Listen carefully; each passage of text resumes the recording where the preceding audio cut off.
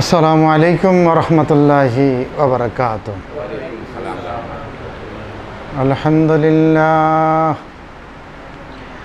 আলহামদুলিল্লাহি নাহমাদুহু ওয়া নাস্তাঈনুহু ওয়া নাস্তাগফিরুহু ওয়া নু'মিনু বিহি ওয়া নাতাওয়াক্কালু আলাইহি ওয়া ونعوذ بالله من شرور أنفسنا ومن سيئات أعمالنا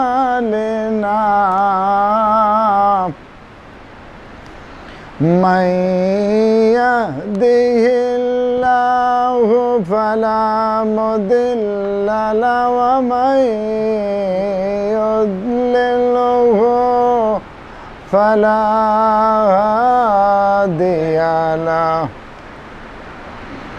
ونشهد أن لا إله إلا الله ونشهد أن محمدًا عبده ورسوله أما بعد فأعوذ بالله من الشيطان الرجيم بسم الله الرحمن الرحيم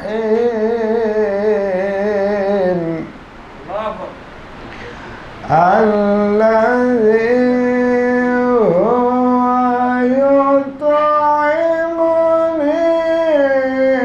ويسقين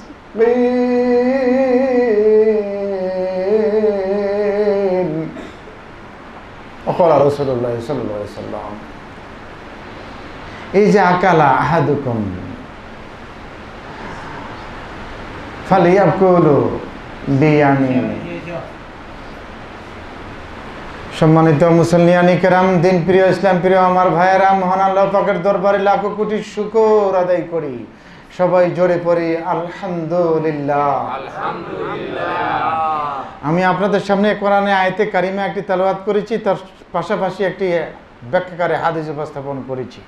আজকে আমি আপনাদের সামনে আলোচনা করব খানা খাওয়ার আদব।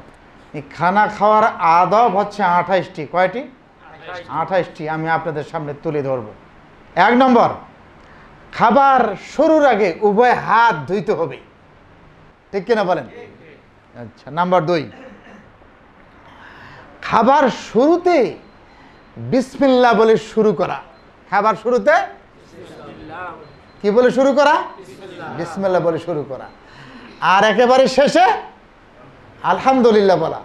শুরুতে আর শেষে।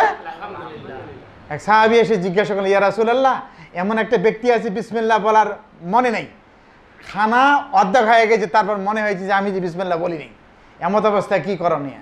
তখন আল্লাহ রসুল সাল্লাল্লাহু আলাইহি সাল্লাম বলেন, সে ব্যক্তিটা বলবে যিনি বিসমিল্লাহ শুরুতে বলে খাওয়া শুরু করে নাই, বিসমিল্লাহ বলে খানা শুরু করে নাই, মাঝখানে খাওয়ার মাঝখানে শুরু মনে হয়েছে যে আমি বিসমিল্লাহ বলি নাই, তখন তার করণীয় হবে বিসমিল্লাহি আউয়ালিহি ওয়া আখিরাহু।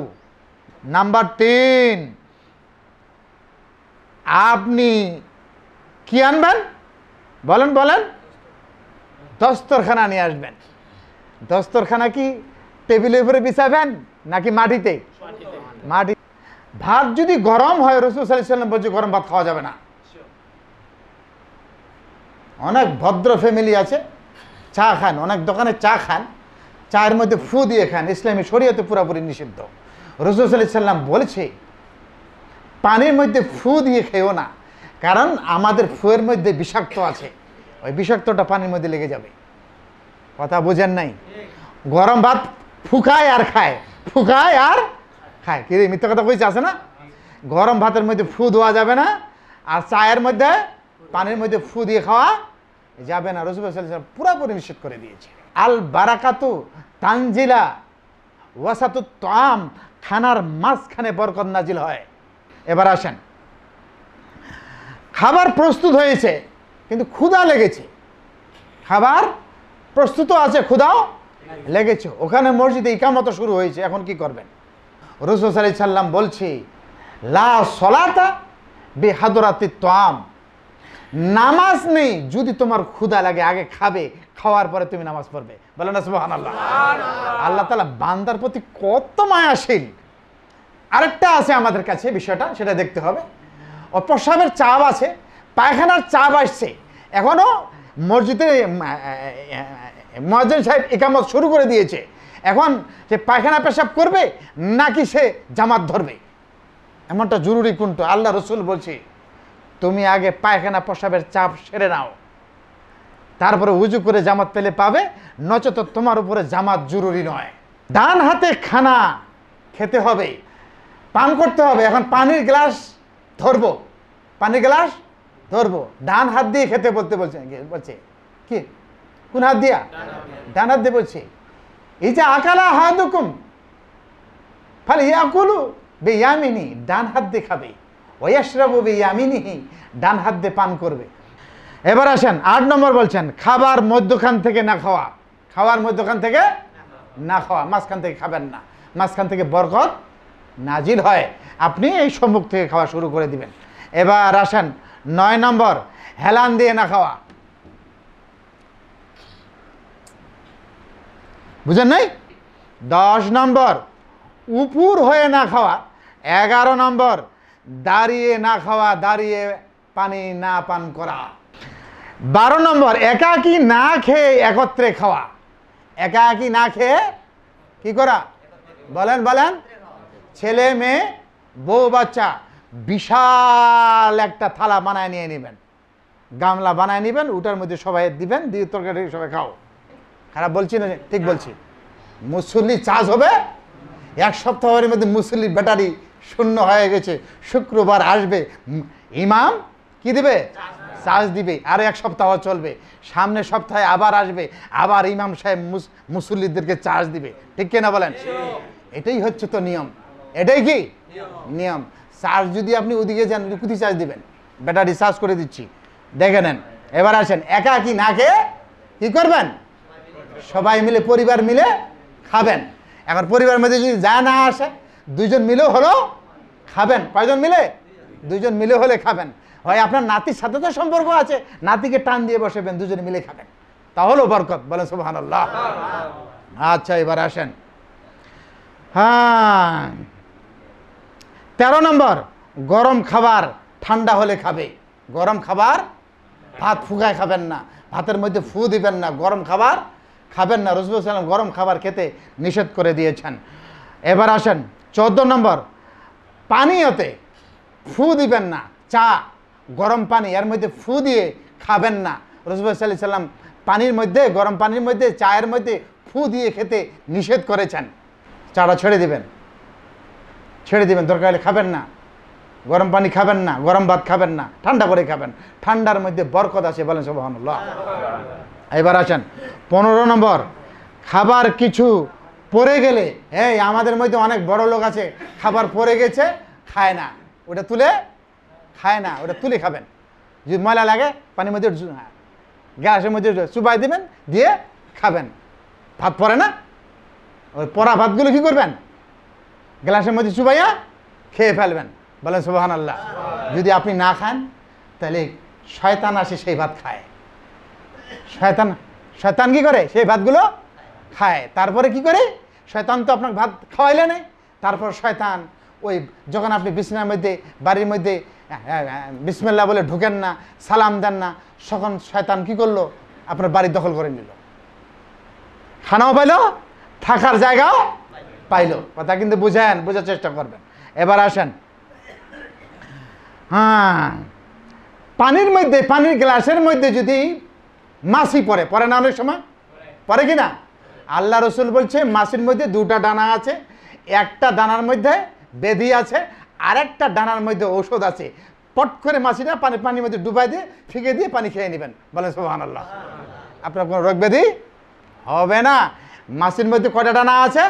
দুইটা। একটা ডানার মধ্যে রোগ আছে, একটা ডানার মধ্যে শিফা আছে। মাছিটা ধরে পট করে ডুবাই দিয়ে উঠাই দিয়ে ফেলাই দিবেন, দিয়ে পানিটা খাবেন। বলেন সুবহানাল্লাহ। 17 নম্বর, 3 শ্বাসে পানি পান করতে হবে। রসুল বলছে যখন তুমি পানি পান করবে 3 শ্বাসে পানি পান করবে। বলেন সুবহানাল্লাহ।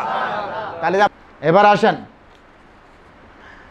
হ্যাঁ অনেকে আছে 18 19 নম্বর। কত নম্বর? জগ। কি জগের মধ্যে, কলসির মধ্যে মুখ লাগায় খায়, খায় না? রাসূল সাল্লাল্লাহু আলাইহি ওয়াসাল্লাম নিষেধ করেছেন। যেখানে অনেক পানি আছে সেখানে তুমি মুখ লাগায় পানি পান করতে পারবে না। এটা বড় কলস আছে না, দস্তার কলস আছে না, মাটির কলস আছে না, আছে না নাই? জগ আছে না? এটাকে দিয়ে শুরু করেছে খাওয়া, ঢালতেছে ভিতরে। রাসূল সাল্লাল্লাহু আলাইহি ওয়াসাল্লাম বলছেন না, জগ কলসের মধ্যে মুখ লাগিয়ে পানি পান করা যাবে না। এটা পানি, 1 ভাগ পানি, 1 ভাগ খাবার, আরেক ভাগ খালি শ্বাস প্রশ্বাস নেওয়ার জন্য, হজম করার জন্য। বলে সুবহানাল্লাহ।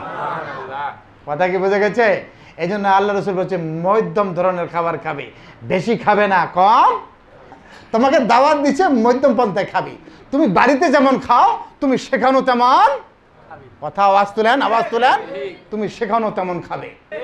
এই 21 নম্বর। এবার আসেন, একাধিক একত্রে খেলে বেশি খাবার খাওয়া যাবে না। তাবলিগে তো জান নাই, বুঝেন নাই? এটা একটা বিরাট থালা দিয়ে দিল, এর কয়েকজন মিলে খায় না তাবলিগেরা? এই জন্য একত্রিতভাবে একাধিক লোক খাইলে বেশি খাবার খাওয়া যাবে না। চিন্তা করতে হবে যে অন্যেরা খাচ্ছে কি না, এই ভাবনা আপনার থাকতে হবে। এখন আপনি যদি জীবনের তাবলিগ না করে থাকেন আর এরকম যদি গরু গোস্ত দিয়ে থাকে আর ব্রয়লার মুরগি দিয়ে থাকে, বাস যাই তাবলিগ গেছো খালি বাঁচে আইবা। কথা বুঝলে? বুঝবেন, বুঝতে হবে। সেজন্যই যে খাবারটা খাবেন, দাওয়াত দিলেও ওইভাবে খাবেন, আবার একত্রিত হলেও ওভাবে খাবেন, সর্ব অবস্থায় একই ধরনের খাবেন। আপনি সুযোগ পেয়ে ঝোঁক বুঝে বাড়ি মারবেন এমনটি করবেন না। ঠিক কিনা বলেন? এটা বোঝার চেষ্টা করবেন। এবার আসেন 21 নম্বর। কেউ খেতে ডাকলে, কেউ খেতে ডাকলো কিন্তু আপনার ক্ষুধা আছে, তার ডাকে সাড়া দিতে হবে, অল্প হলেও খেতে হবে। এই কাজগুলো করতে হবে। 22 নম্বর, যিনি খাওয়ালেন তার জন্য দোয়া করতে হবে। কি করতে হবে? এখন দোয়াটা করবেন কি? এখানে তো দোয়া তো জানেন না, লাগছে কেন কেন গন্ডগোল। আমরা তো হুজুর হাওলাত করে নিয়ে এসে দোয়া করি, উমরা এখন খাওয়াইছে, এখন বলে দোয়া লাগে, এখন লাগছে না গন্ডগোল কান? মানে আল্লাহ তাআলা বলছেন কি, মান আতআমানি, যে আমাকে খাওয়ালো, ওয়াজ কি, হে আল্লাহ তুমি তাকে খাওয়াও। বলেন না সুবহানাল্লাহ। তোমার যেমন রোগ সুবহানাল্লাহ, তা আল্লাহ বেশি বেশি খাওয়াবে। তাহলে কি হলো? মান আতআমানি, যে আমাকে খাওয়ালো, ওয়াজ কি, আল্লাহ তুমি তাকে খাওয়াও। 23 নম্বর, বাসার কাজের লোক থাকলে তাকে সাথে নিয়ে খাবার খাওয়া। আপনি বিরিয়ানি রান্না করছেন, পোলাও রান্না করছেন, আর কাজের লোক কাজ করতেছে, ঘুরে বেড়াচ্ছে, খানার ঘ্রাণ তার নাকে পৌঁছেছে, আর আপনি খাচ্ছেন সমানে। কথা বোঝেন নাই? হবে না, তাকে সাথে নিয়ে খাবেন। এটা রসুলের আদর্শ, সুন্নাহ। বলেন সুবহানাল্লাহ। তাহলে ওই কাজের লোক বলবে যে আমার বাড়ির মালিক একটি আদর্শবান ব্যক্তি। ঠিক কিনা বলেন? এই আদর্শটা আমাদেরকে দেখাতে হবে। এবার আসেন 24 নম্বর, খাবার শেষে আঙ্গুল প্লেট চেটে খাবেন। আঙ্গুল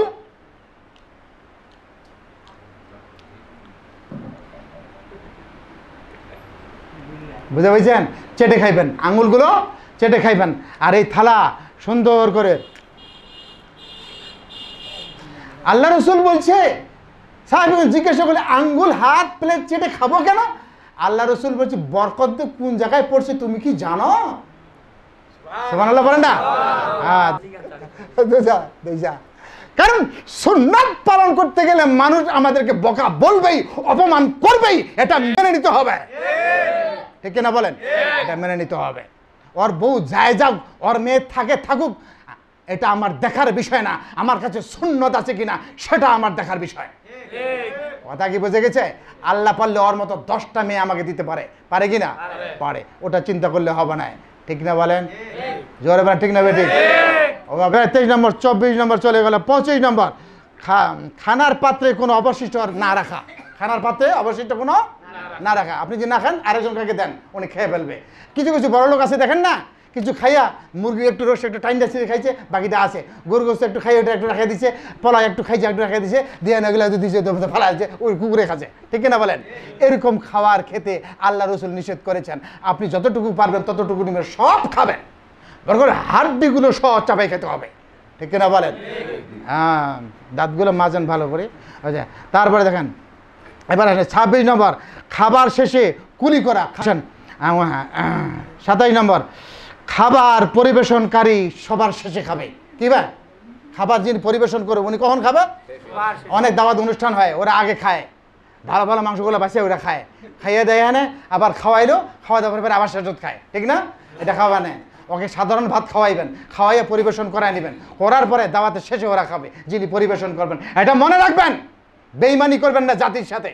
আপনি পরিবেশন করতে গিয়ে আগে আগে একতরফা খাইলেন, খাওয়ার পরে মানুষদের খাওয়াইলেন, শেষে আবার খাইলেন, কি পাইছেন আপনি ওখানে? এরকম পরিবেশনকারী দরকার নেই, আপনার দরকার নেই। আপনি এগুলো কাজ করিয়েন না। একবার আগে খাবেন, পরে আরেকবার খাবেন, 2বার, আর মানুষ খাবে একবার। এটা ঠকামি সিটারি ছাড়া আর কিছু না। এবার 28 নম্বর, প্লেট দস্তরখানা উঠানোর দোয়া। আপনি যখন ওই দস্তরখানা বিছাইলেন, এখন উঠাইবেন না? উঠাইবেন। কি করে উঠাইবেন বলেন? কি করে উঠাইবেন? হামদান কাসীরান তাইয়্যিবান মুবারাকান ফীহি। হামদান কাসীরান তাইয়্যিবান মুবারাকান ফীহি। দস্তরখানা উঠাইলেন, তো পরে শেষে কি বলবেন যখন উঠবেন? আলহামদুলিল্লাহ।